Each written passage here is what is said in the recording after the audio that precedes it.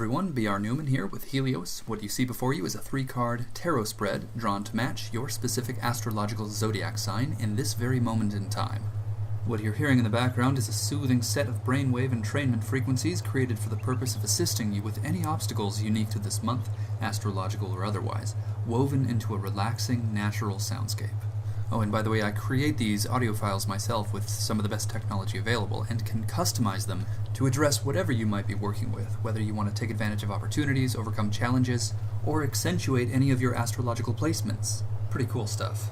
And these kinds of things and more are all available on my website, IamHelios.com, and there you'll also find tarot and astrology readings, but also extremely comprehensive yet simple and easy to follow astrology and tarot courses, so check those out. Now let's take a look at what we're working with here this month. You can see in the image on your screen you have 3 cards. The one in the middle is a central theme. It's meant to summarize your general situation, and then on either side of it are 2 cards, or 2 doorways you could look at them as. You walk through one or the other, so listen to the definitions of everything to not only reflect on the nature of your current situation, but also make a conscious choice about how you would like to proceed, the left-hand path or the right-hand path. But first and foremost, your central theme. The Princess of Swords. Like all court cards, she is associated with the 16 Myers-Briggs personality profiles. 16 court cards, 16 profiles. In this case, this is the ISTP, or the Introverted Sensing Thinking Perceiver. This is someone very observant, very unpretentious, very realistic, someone who is not afraid to get their hands dirty, someone who's ready for just about anything, and they're ready to try just about anything once. Her focus is inward. With her introverted tendency, she makes decisions based on sensory data rather than intuitive guidance.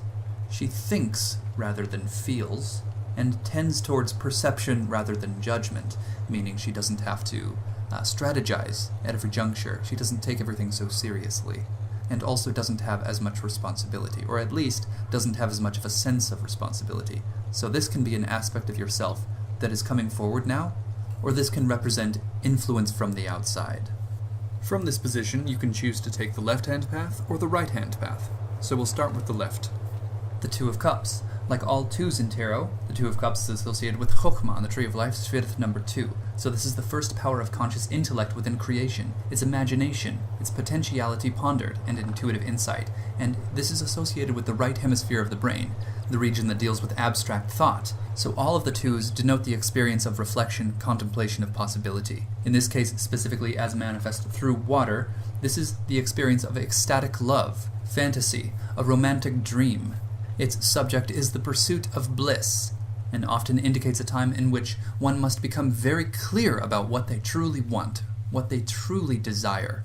Becoming as honestly clear as one can be regarding wants, desires, and the pursuit of ecstatic love aligns the self with the law of attraction, allowing one to broadcast a singular frequency, attracting a singular result.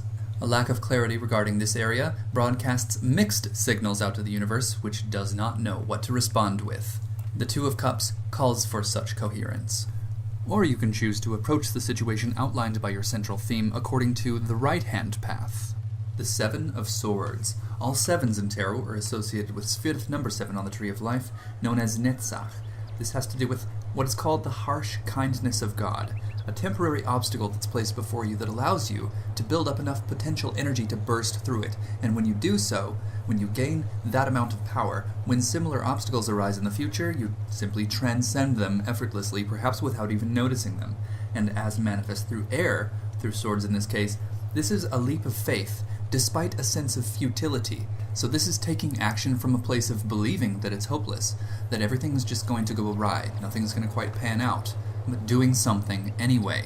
It's important to note that it may not be true that it is hopeless.